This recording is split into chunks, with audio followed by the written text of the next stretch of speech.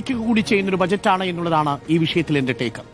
ഏറ്റവും നിർഭാഗ്യകരമായ കാഴ്ച, ദയനീയമായ കാഴ്ച ഇന്ന് നമ്മൾ കണ്ടത് ഈ ബജറ്റിനെ ന്യായീകരിക്കാൻ വേണ്ടി ശ്രമിക്കുന്ന BJP നേതാക്കളുടെ അവസ്ഥയാണ്. പ്രത്യേകിച്ച് BJP സംസ്ഥാന അധ്യക്ഷൻ രാജീവ് ചന്ദ്രശേഖർ വളരെ ദയനീയമായി പരാജയപ്പെടുന്ന കാഴ്ചയാണ് നമ്മൾ കണ്ടത്. എന്തൊക്കെയോ അദ്ദേഹം പറയുന്നു. ജൽജീവൻ എവിടെയാണ് PM ആവാസ് യോജനയുമായി ബന്ധപ്പെട്ട പദ്ധതി എന്നുള്ള ചോദ്യങ്ങളൊക്കെ ചോദിക്കുന്നു. പ്രിയപ്പെട്ട പ്രേക്ഷകരെ, ഈ കണക്കുകളിടയിലൂടെ നമ്മൾ സഞ്ചരിക്കുമ്പോൾ അവസാനം പുള്ളി പറഞ്ഞു, നിങ്ങൾ NDA ഭരിച്ച ഡബിൾ എഞ്ചിൻ ആണെങ്കിൽ തരാം എന്നാണ് പറഞ്ഞത്. ഞങ്ങൾക്ക് തൽക്കാലം ഈ സിംഗിൾ എഞ്ചിൻ കൊണ്ട് തന്നെ നമ്മൾ എങ്ങനെ മെച്ചപ്പെടുന്നു എന്നതിന്റെ കണക്കുകൂടി നമ്മൾ പറയണം. 2 ദിവസം മുമ്പല്ലേ നമ്മുടെ സംസ്ഥാന ബജറ്റ് അവതരിപ്പിച്ചത്. ഒരു താരതമ്യത്തിലൂടി തന്നെ വേണം നമ്മളിത് മനസ്സിലാക്കാൻ. കേരളം ഒരുപാട് പ്രതീക്ഷിച്ചു എന്നൊരു വസ്തുതയാണ്. തെരഞ്ഞെടുപ്പിന്റെ പശ്ചാത്തലമായതുകൊണ്ട് തന്നെ നമ്മളും പ്രതീക്ഷിച്ചു എയിംസ് കിട്ടും, അതിവേഗ റെയിൽ വരും. പക്ഷെ കിട്ടിയത് ആമയും തേങ്ങയും ഒക്കെയാണ് എന്നുള്ളതാണ്. ഇനി ആമയുടെയും തേങ്ങയുടെയും കാര്യമാണെങ്കിലും അതിനകത്ത് കൗതുകകരമായ 2 കാര്യമുണ്ട്. ഞാൻ അത് പറഞ്ഞുകൊണ്ട് തുടങ്ങാം. കടലാമ സംരക്ഷണം വന്നല്ലോ. നമ്മൾ എന്താ കരുതിയത്? കടലാമയോടുള്ള പ്രത്യേക സ്നേഹവും പരിസ്ഥിതി സംരക്ഷണത്തിൽ പ്രത്യേക താല്പര്യവുമുള്ള മോദി സർക്കാർ കടലാമകളെ സംരക്ഷിക്കാൻ വേണ്ടിയിട്ട് കേരളത്തിന്റെ കടൽ തീരങ്ങളിലേക്ക് ഒരു പ്രോജക്റ്റ് കൊണ്ടുവരുന്നു. പച്ചക്കള്ളം. 2500 കോടി രൂപയാണ് ഒരു വർഷം ഇവിടെ നിന്ന് കടൽ ചെമ്മീൻ അമേരിക്കയിലേക്ക് പോയില്ലെങ്കിലുള്ള നഷ്ടം. കടൽ ചെമ്മീന് വിലക്കുണ്ട്. എന്താ കടൽ ചെമ്മീൻ അമേരിക്ക വിലക്കേർപ്പെടുത്തിയതിന്റെ കാരണം? ഈ ടട്ടിലുകൾ, ഈ കടലാമകൾ ഇവിടുത്തെ മത്സ്യബന്ധനത്തിന് ഉപയോഗിക്കുന്ന വലകളിൽ കുടുങ്ങിയതുകൊണ്ട്, കടലാമകൾക്ക് വംശനാശം നേരിടുന്നത് കൊണ്ട് കേരളത്തിൽ നിന്നുള്ള കടൽ ചെമ്മീൻ അമേരിക്കയിലേക്ക് എടുക്കുന്നില്ല. കടൽ ചെമ്മീൻ വ്യാപാരികളെ സംബന്ധിച്ച് അത് വലിയ നഷ്ടമാണ്. ഒരു വർഷം 2500 കോടി. അതായത് കേരളത്തിന് അനുവദിച്ചിരിക്കുന്ന കടലാമ സംരക്ഷണം പോലും ആർക്കു വേണ്ടിയാണ് എന്നുള്ളത് പ്രേക്ഷകർ മനസ്സിലാക്കുക. ഇനി വേറൊന്നും കൂടിയുണ്ട്, ധാതു ഇടനാഴി. ധാതു ഇടനാഴിയുടെ കാര്യത്തിലും അതേപോലെയാണ്. നമ്മളൊക്കെ വലിയ പ്രതീക്ഷ അർപ്പിച്ചതാണ് ധാതു ഇടനാഴി. ഇത് സംസ്ഥാന സർക്കാർ പ്രഖ്യാപിച്ച ധാതു ഇടനാഴിയല്ല. അതേത് ധാതു ഇടനാഴി? ചവറയും കൊച്ചിയും തമ്മിൽ ബന്ധിപ്പിക്കുന്ന KMRL കേന്ദ്രമാക്കിക്കൊണ്ടുള്ള ധാതു ഇടനാഴിയാണ് സംസ്ഥാന സർക്കാർ പ്രഖ്യാപിച്ചത്. എന്നാൽ ഇപ്പോൾ പ്രഖ്യാപിച്ചിരിക്കുന്ന ധാതു ഇടനാഴിയോ ഒഡീഷ, ആന്ധ്രാപ്രദേശ്, കേരള.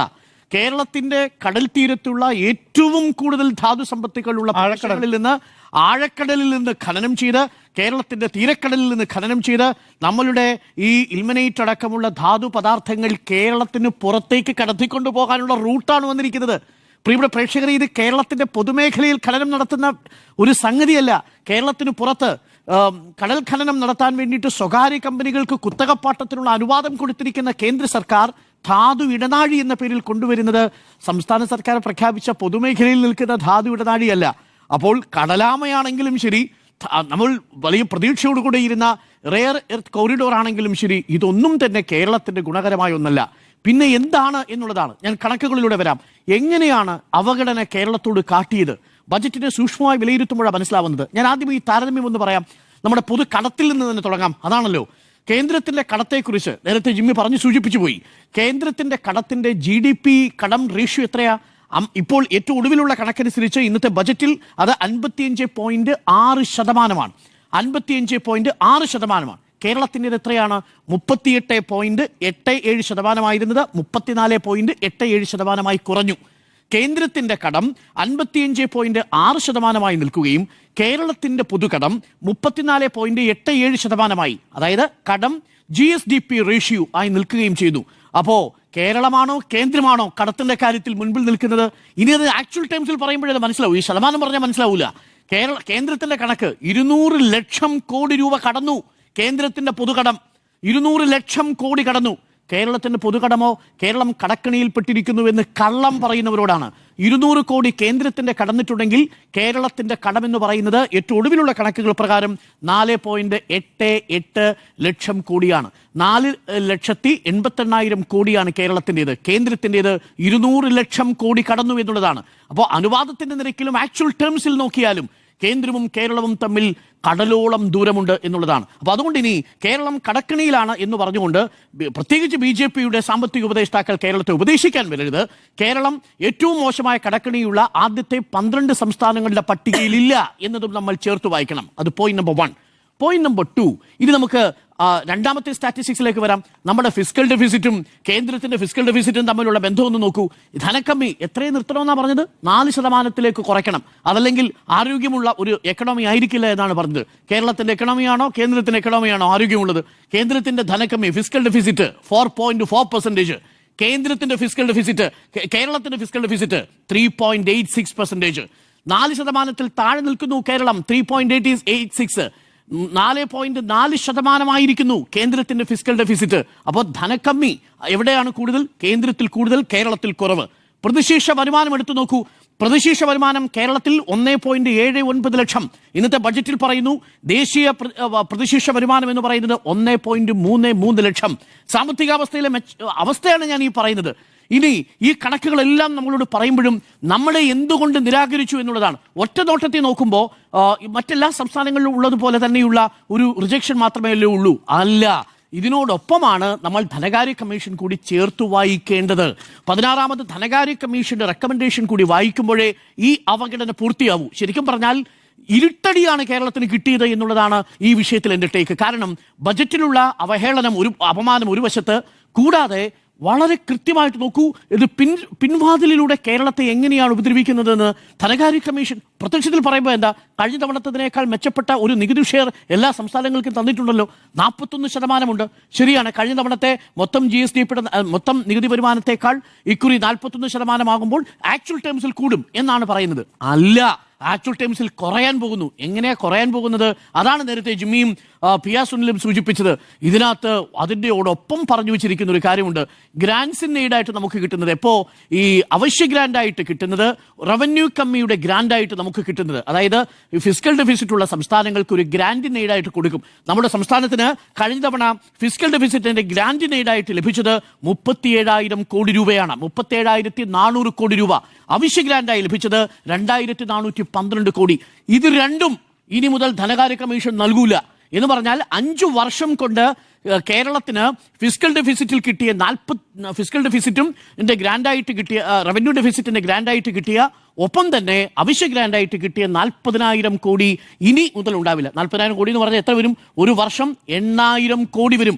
ആ 8,000 കോടി മതി കേരളത്തിൽ 62 ലക്ഷം ആളുകൾക്കും പെൻഷൻ കൊടുക്കാൻ ആവശ്യമായ തുകയാണ് ഒരു വർഷം റദ്ദ് ചെയ്യപ്പെട്ടു പോകുന്നത്.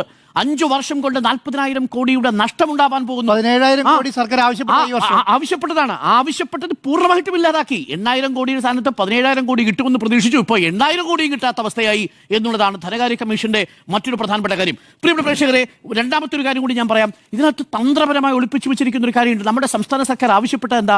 50% മാറ്റണം ഈ ഡിവിസീവ് പൂളിൽ നിന്ന്, കേന്ദ്രത്തിന് ലഭിക്കുന്ന നികുതിയിൽ നിന്ന്, കേന്ദ്രത്തിൽ നിന്ന് ലഭിക്കുന്ന ഗ്രാൻസ് നേടിൽ നിന്നുള്ള നമ്മുടെ വിഹിതം വർദ്ധിപ്പിക്കണം. അതിൽ നികുതിയുടെ കാര്യത്തിൽ മാത്രം അത് 41% എന്നുള്ളത് 50% ആക്കണമെന്ന് പറയുമ്പോൾ അത് ചെയ്യാതെ 41% മാറ്റുക മാത്രമല്ല ചെയ്തത്. നോക്കൂ, നിലവിൽ നമുക്ക് ലഭ്യമാകേണ്ടിയിരുന്ന വരുമാനത്തിൽ നിന്ന് ഡിവിസീവ് പൂളിൽ ഉണ്ടായിരുന്ന പലതും ടാക്സിൽ നിന്ന് മാറ്റി സർചാർജിലേക്കും സെസ്സിലേക്കും എടുത്തു മാറ്റി. അതിനുശേഷമാണ് നമുക്ക് കിട്ടുന്നത്. അതിനുശേഷമുള്ള നികുതിയുടെ വീതം വയ്ക്കലാണ് നമുക്ക് കിട്ടുന്നത് എന്നുള്ളതാണ്. മൂന്നാമത്തെ ഒരു കാര്യം, നോൺ ടാക്സ് റവന്യൂവിന്റെ കാര്യത്തിൽ കേന്ദ്രം വലിയ വർധന ഉണ്ടാക്കിയിരിക്കുന്നു. 1 ലക്ഷം കോടിയിൽ നിന്ന് 3.25 ലക്ഷം കോടിയായിട്ട് നോൺ ടാക്സ് റവന്യൂ വർദ്ധിച്ചു. അതിന്റെ എന്തെങ്കിലും വിഹിത സംസ്ഥാനത്തിന് കിട്ടുമോ? 1 ഇഞ്ച് കിട്ടൂല എന്നുള്ളതാണ്.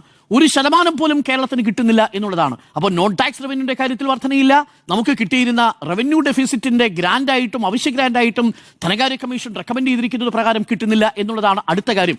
ഇനി വിവേചനം വ്യക്തമായിട്ട് അറിയണമെങ്കിൽ BJP ഭരിക്കുന്ന സംസ്ഥാനങ്ങൾക്ക് ധനകാര്യ കമ്മീഷൻ കൊടുക്കുന്നതും കേരളത്തിന് കൊടുക്കുന്നതും തമ്മിലുള്ള ഒരു കമ്പാരിസൺ കൂടി അറിഞ്ഞു തന്നെ പോകണം.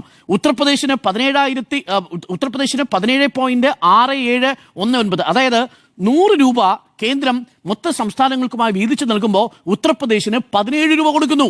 ഉത്തർപ്രദേശിന് 17 രൂപ. ബീഹാറിന് കൊടുക്കുന്നത് 9 രൂപ, 9.948. മധ്യപ്രദേശിന് BJP ഭരിക്കുന്ന മറ്റൊരു സംസ്ഥാനത്തിന് കൊടുക്കുന്നത് 7 രൂപ 34 പൈസ. മഹാരാഷ്ട്രയ്ക്ക് കൊടുക്കുന്നത് 6 രൂപ 44 പൈസ. രാജസ്ഥാന് കൊടുക്കുന്നത് 5 രൂപ 92 പൈസ. നമ്മുടെ കേരളത്തിന് കൊടുക്കുന്നതോ 2 രൂപ 38 പൈസ. ഇതാണ് ധനകാര്യ കമ്മീഷൻ, 16ാം ധനകാര്യ കമ്മീഷൻ കേരളത്തോട് ചെയ്യുന്ന വിവേചനം. ഒരു ഭാഗത്ത് വിവേചനം, ഉത്തർപ്രദേശിന് 100-ൽ 17 രൂപ കൊടുക്കുകയും നമുക്ക് 100-ൽ 2 രൂപ 38 പൈസ മാത്രം തരികയും ചെയ്യുന്ന സംവിധാനം. അത് വിവേചനപരമല്ലേ? നമ്മൾ ആവശ്യപ്പെട്ടതൊന്നും നമുക്ക് അനുവദിച്ചില്ല.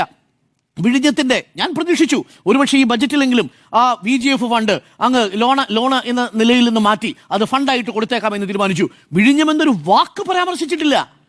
വയനാടിനെ കുറിച്ചൊരു വാക്ക് പരാമർശിച്ചിട്ടില്ല. നമ്മുടെ സാധാരണ കർഷകരെ കുറിച്ചൊരു വാക്ക് പരാമർശിച്ചിട്ടില്ല. തീരദേശ തൊഴിലാളികളെ കുറിച്ചൊരു വാക്ക് പരാമർശിച്ചിട്ടില്ല.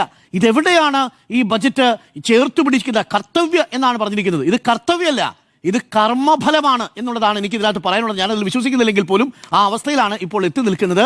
കേരളത്തോട് ആമവേഗമോ എന്നുള്ളതാണ്. ഒരു ട്രോള് വന്നത് നമ്മുടെ കേരളത്തിൽ നിന്നുള്ള ഒരു സഹമന്ത്രി എയിംസ് അവിടെ ആവശ്യപ്പെട്ടപ്പോൾ നിർമ്മലാ സീതാരാമൻ പറഞ്ഞ ഒരു ചോദിച്ചു അത്രേ, ഉങ്ങൾക്ക് എയിംസ് വേണമാ എന്ന് ചോദിച്ചപ്പോൾ ഇവിടുന്ന് പറഞ്ഞു എന്ന് ആമ എന്ന് പറഞ്ഞപ്പോൾ കടലാമയുടെ സംരക്ഷണത്തിലുള്ള പ്രോജക്റ്റ് കൊടുത്തു എന്നുള്ളതാണ്. നമ്മുടെ സഹമന്ത്രിയുടെ ട്രോളായിട്ട് മാത്രം എടുത്താൽ മതി. പക്ഷേ ആ സഹമന്ത്രി ആലപ്പുഴയിലൊക്കെ കൊണ്ടുതരും മോനെ എന്ന് പറഞ്ഞിട്ടാണ് പോയത്. ബാക്കി അതേ ടോണിൽ പറയാൻ നമുക്ക് അനുവാദം ഇല്ലാത്തത് കൊണ്ട് ഞാനിത് പറയാത്തതാണ്. ഇപ്പോൾ കേരളം തിരിച്ച് ചോദിക്കുന്നുണ്ട് എന്ന് മാത്രമേ ഞാൻ പറയുന്നുള്ളൂ. കേരളത്തിന് ആമവേഗമോ എന്നുള്ളതാണ് ചോദ്യം. നമുക്ക് ആമയും തേങ്ങയൊക്കെ ആണ് കിട്ടിയിരിക്കുന്നത്. അത് കിട്ടിയതിന് പിന്നിലും ഇങ്ങനെയുള്ള ചില സംഭവങ്ങളുണ്ട് എന്നുള്ളത് പറയാൻ വേണ്ടി മാത്രമാണ് പറഞ്ഞത്. അപമാനം, അവഹേളനം